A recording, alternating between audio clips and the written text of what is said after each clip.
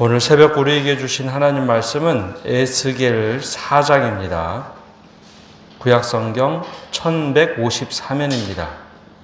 제4장.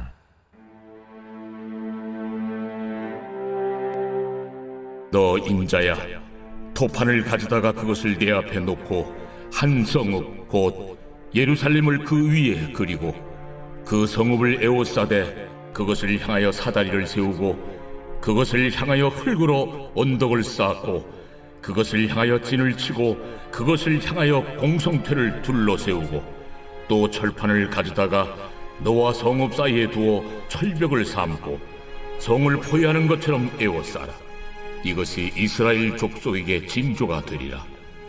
너는 또 왼쪽으로 누워 이스라엘 족속의 죄악을 짊어지되 네가 눕는 날수대로 그 죄악을 담당할지니라. 내가 그들의 범죄한 횟수대로 네게 날수를 정하였나니 곧 390일이니라.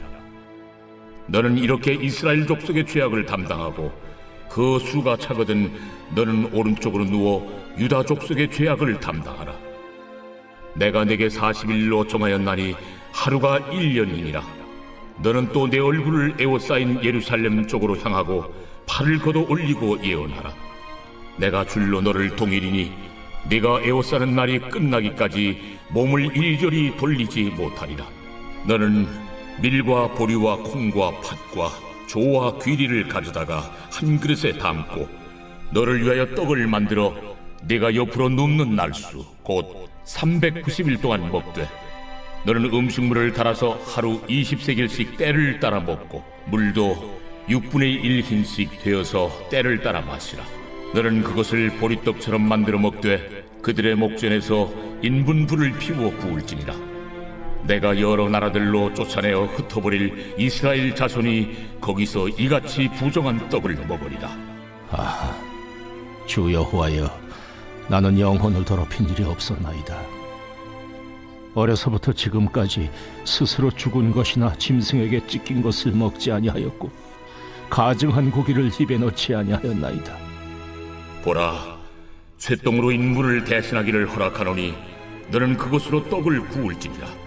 인자야, 내가 예루살렘에서 의뢰하는 양식을 끊으리니 백성이 근심 중에 떡을 달아 먹고 두려워 떨며 물을 데워 마시다가 떡과 물이 부족하여 피차에 두려워하여 떨며 그 죄악 중에서 쇠퇴하리라. 오늘 새벽에도 하나님의 은혜와 평강이 함께하기를 축복합니다. 과거에 집을 지을 때나 인테리어를 할 때 설계사들이 도면을 가지고 와서 보여줍니다. 그런데 이 건축주들은 이 도면을 봐도 이 입체적으로 확 들어오지 않아서 이 구조가 어떻게 되는지 잘 이해가 가지 않습니다. 설계한 도면을 3차원으로 볼 수 있는 시선이 없기 때문에 그 설명을 해주어도 잘 눈에 들어오지 않습니다. 특히 실내 인테리어 하는 사람들은 여기에 뭐가 들어갈 거고 어떤 게 들어갈 거고 배치된다고 설명을 해주어도 한눈에 확 들어오지가 않죠. 근데 최근에는 좀 바뀐 것 같습니다. 이 조감도라는 걸 가져오는데 특별히 3차원으로 된 그래픽이나 혹은 직접 조그맣게 만들어 놓은 건물을 가지고 와서 건축을 하게 되면 이렇게 될 것입니다 라고 보여주죠. 그러면 이 건축이나 인테리어가 어떻게 될 것이라 라는 것을 구체적으로 알게 됩니다. 하나님께서 선지자들을 보내실 때 선지자들은 말로 하나님의 뜻을 전하죠. 이 말로 전한다는 것이 100% 다 전달이 될까? 전달이 되지 않는 경우가 많습니다. 그래서 하나님께서 이해하지 못하는 백성들을 위해서 종종 선지자들에게 특별한 행동이나 행위를 하도록 하셨습니다. 이사야의 경우에는 나라가 망할 것이다 라는 것을 예언해도 사람들이 잘 이해하지 못하자 선지자에게 직접 명령합니다. 너는 3년 동안 벗고 다녀라. 3년 동안 벗은 발로 벗은 몸으로 다녀라. 점잖은 선지자가 벗은 몸과 벗은 발로 다닌다는 게 굉장히 수치스럽고 부끄러운 일인데 이렇게 강제적으로 이스라엘이라는 나라가 완전 헐벗는 나라가 될 것이다 라는 상징적인 모습이었습니다. 또 예레미야에게도 너는 띠를 띠고 다녀라. 토기장의 비유를 통해서 혹은 멍에 등을 통해서 예레미야가 직접 행동함으로 이스라엘이라는 나라가 이렇게 될 것이다 라는 것을 상징적으로 보여주었죠. 입체적으로 보기 때문에 도대체 저런 행동을 왜 할까 하는 모습을 보면서도 사람들이 이해할 수 있었습니다. 오늘도 이 에스겔을 부르셔서, 에스겔은 특별히 사역 초기에 포로로 끌려가는 사람들, 그리고 포로로 막 끌려가기 전에 나라가 패망하는 과정 속에 있을 때 에스겔의 특별한 행동을 통해서 보여주기 시작합니다. 1절에서 3절까지 말씀을 보면 인자야 토판을 가져다가 그것을 내 앞에 놓고 한 성읍 곧 예루살렘을 그 위에 그려라 라고 하는데요. 이 토판 그러니까 확 안 떠올려지는데 손으로 구운 흙벽돌입니다. 진흙을 반죽을 한 커다란 흙판을 가져와서 그 위에 뭐를 그려라 라고 하느냐 하면 예루살렘을 그려 놓아라 라는 겁니다. 어디 유명한 지역에 가면 그 지역을 조그맣게 모형으로 그려놓은 곳들이 많습니다. 특히 궁궐 혹은 궁궐 같은 데 가면 궁궐 미니어처 조그만 걸 만들어 놓고 어디 어떤 건물이 있다 설명을 해주죠. 그것처럼 예루살렘 성을 이렇게 만들라고 그리라는 겁니다. 그리고 나서 그 성읍들을 싸고 사다리를 옆에 세우고 흙으로 언덕을 만들고 다 진을 치도록 한 다음에 철판을 가져다가 그곳에 둘러세우라 라고 얘기하죠. 성읍 사이에 두어서 철벽을 삼고 성을 포위하는 것처럼 에워싸라. 이게 뭐 어떤 모습일까요? 성을 그려놓고 그 위에 주변에 토성을 쌓고 또 철판을 쌓아서 이 성이 무너지는 모습을 그려라. 바로 이제 바벨론이 예루살렘을 완전하게 무너뜨릴 것을 상징적으로 보여주라라는 겁니다. 사람들이 아무리 말을 해도 잘 이해를 하지 못하자 이 토성처럼 땅에 이 진액을 바른 다음에 흙판을 가지고 거기에 그려서 옆에 있는 토성도 쌓고 철판을 올린 다음에 이 성이 이렇게 넘어뜨리도록 그려라. 이게 바로 이제 에스겔에게 보여준 행동입니다. 이 상징 행위라고 하는데요. 이 모습을 통해서 사람들로 하여금 깨닫게 하는 겁니다.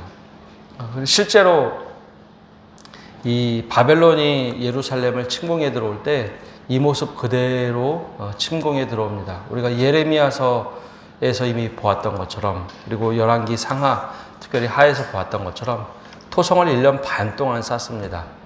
그 난공불락의 성처럼 보이는 예루살렘 옆에 토성을 더 높이 쌓아서 거기에 다리를 만들고 성벽을 부술 수 있는 쇠를 가지고 와서 성벽을 헐어버리고 그 안에 들어오죠. 그렇게 지독한 전쟁을 치르면서도 이스라엘 백성들이 제대로 깨닫지 못했었습니다. 바로 이 행동을 통해서 예언을 보여주라라는 거죠. 근데 하나님께서 왜 이렇게 보여주실까라는 겁니다. 바로 심판하신 것이 아니라 이런 일들이 있으니까 너희가 마음의 준비를 하고 어디부터 무엇이 잘못됐는지 깨달으라라는 시간을 벌어주기 위해서입니다. 잘못된 것이 있으면 우리가 무엇을 잘못했는지도 모르고 확 망하는 게 아니라 선지자들을 통해서 깨닫게 하시고 뉘우치게 하시고 나라가 망했어도 다시 한번 돌이킬 수 있는 기회를 주시기 위해서 이런 일들을 보여주시는 겁니다. 실제로 이것은 주전 586년에 실제로 그대로 이루어지게 됩니다. 두 번째 상징은 4절부터 8절까지 나오는 건데요. 이번엔 하나님이 말씀하시기를 너는 좌로 눕고 우로 누우라 라고 말씀을 하고 있습니다. 4절에 보면 이렇게 말씀하시죠. 너는 또 왼쪽으로 누워 이스라엘 족속의 죄악을 짊어지되 내가 눕는 날수대로 그 죄악을 담당할지라. 내가 그들의 범한 해수대로 내게 날수를 정하였나니 그 390일이라. 너는 이렇게 이스라엘 족속의 죄악을 담당하라 라고 말씀합니다. 이게 왼쪽으로 누우라라고 하는 것. 왼쪽으로 누우면 우리 서쪽으로 누우면 오른쪽에는 북쪽과 왼쪽에는 남쪽에 보이죠.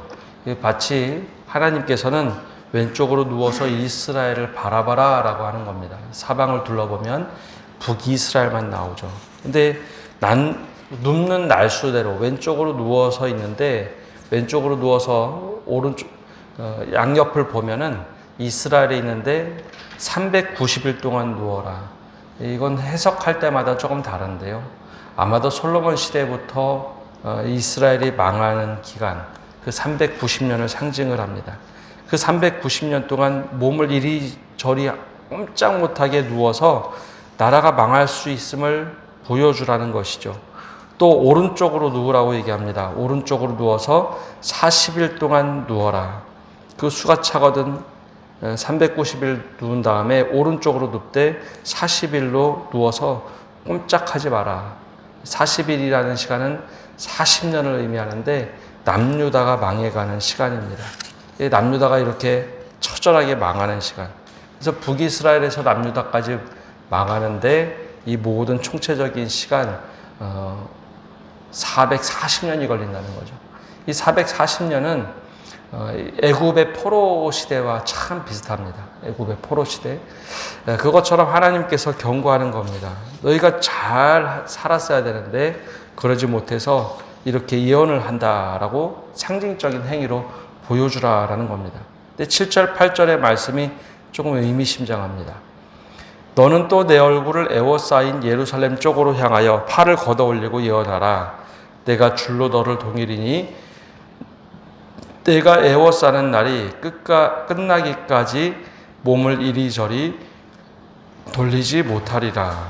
누워있는 것은 되게 소극적인 표현이죠. 누워서 상징적으로 보여줘라. 근데 이게 390일, 40일이면요. 거의 2년이 넘는 시간이죠. 2년이 넘는 시간 동안 상징적으로 그렇게 누워서 보여주라는 겁니다. 아무것도 하지 말고 누워서 보여줘라. 그리고 나서 이번에는 예루살렘 쪽을 향하여 두 손을 번쩍 들고서 예언하라. 이것은 적극적으로 이제 이스라엘 백성들한테 때가 됐으니 너희들 마음의 준비를 하여라 라고 선포하라는 겁니다. 상징적인 행동뿐만 아니라 행동으로 보여주라라는 것이죠. 이 두 번째 행위를 통해서 나라가 이렇게 처절하게 무너질 것이다 라는 것을 보여줍니다. 그리고 마지막에 9절부터 17절까지 나오는 것은 이 앞에 나온 예언들을 그대로 설명해 주는 겁니다. 앞에 나왔던 거, 나라가 망할 것이다. 근데 어떻게 망하느냐 하면 적들이 토성을 쌓아가지고 예루살렘 성을 말려 죽이는 일을 합니다. 그러니 안에는 어떤 일이 있을까요? 9절에 보면 이렇게 말씀합니다. 너는 밀과 보리와 콩과 팥과 조와 귀리를 가져다가 한 그릇에 담고 너를 위하여 떡을 만들어 내 옆으로 눕는 날수 곧 390일 동안 먹되 너는 음식물을 달아서 하루 20세겔씩 때를 따라 먹고 물도 6분의 1 흰씩 되어서 때를 따라 마시라. 이게 어느 정도 무엇을 얘기하는 것인지 우리 문화로는 확 안 들어오는데요. 밀, 보리, 콩, 팥 정도만 해도 귀족들이 먹는 음식이고 뒤에 나오는 조, 귀리는 서민들이 먹는 음식입니다. 근데 구약 성경을 보시다 보면 이스라엘 백성들은 들실, 알실 같은 걸 잘 섞지 않습니다. 이스라엘 백성들의 문화에서는 하나님이 말씀하시기를 여러 가지를 섞는 일을 굉장히 금기시킵니다. 근데 이 음식 또한 우유와 고기를 같이 못 먹도록 됐던 것과 똑같이 원래 음식을 섞어서 먹는 것이 거의 없습니다. 정결례라고 해서 한 종류만 먹는 경우가 대부분입니다. 근데 여기 보면은 한 그릇에 담으라, 다 섞어버리라. 이게 왜 이 섞으라라고 했는가 하면 예루살렘 성 안에서 이루어질 일을 상징적으로 보여주는 겁니다. 귀족이나 가난한 자나 다 상관없이 먹을 것 자체가 없어서, 먹을 것이 없어서 섞더라라는 거죠. 섞어 먹어라.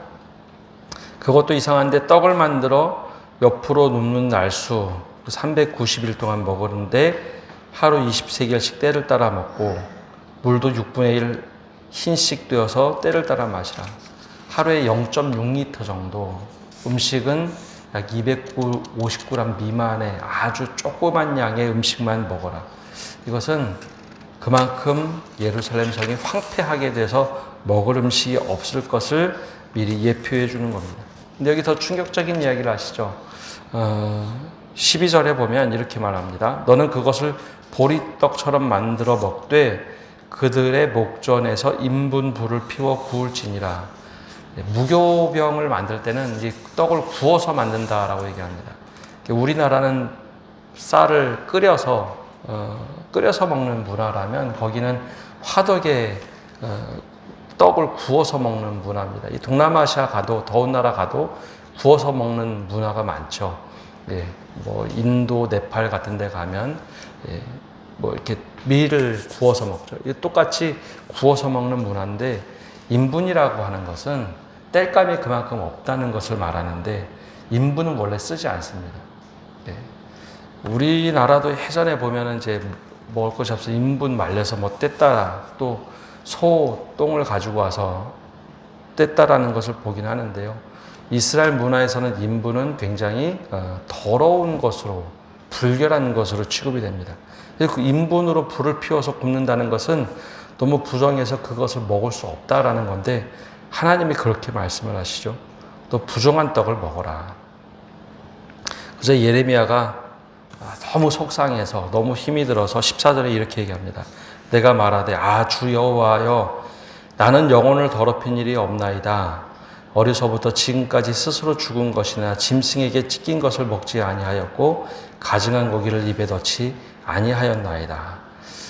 내가 마치 하나님께 선택받은 사람처럼 한 번도 규례를 어긴 적이 없는데 이거는 너무 힘이 듭니다.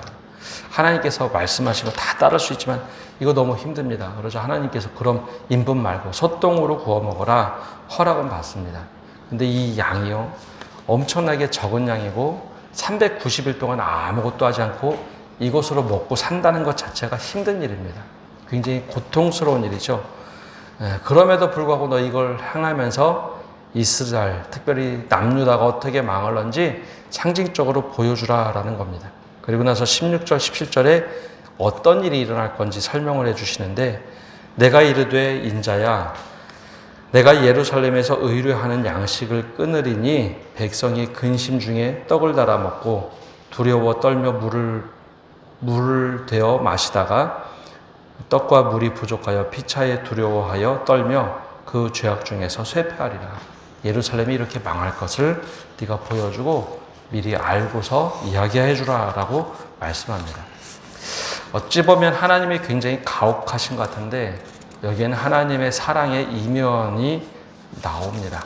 사랑이라는 것 이면에는 보듬고 다듬어준 것, 보살피고 품어주는 것도 있지만 때로는 회초리를 들어서 바른 길로 가도록 인도해 주는 것이 사랑의 또 다른 표현이죠. 선지자를 통해서 보여주는 겁니다. 미리 너희가 지금까지 잘못한 죄악의 결과로 이런 일이 있을 텐데 마음의 준비를 하고 그냥 갑자기 당하는 것이 아니라 어떻게 회복을 해야 될지 미리 마음의 준비를 하라는 것입니다. 돌이킬 수 있으면 돌이켜라 라는 것을 미리 보여주는 거죠. 갑자기 망하도록 한 것이 아닙니다.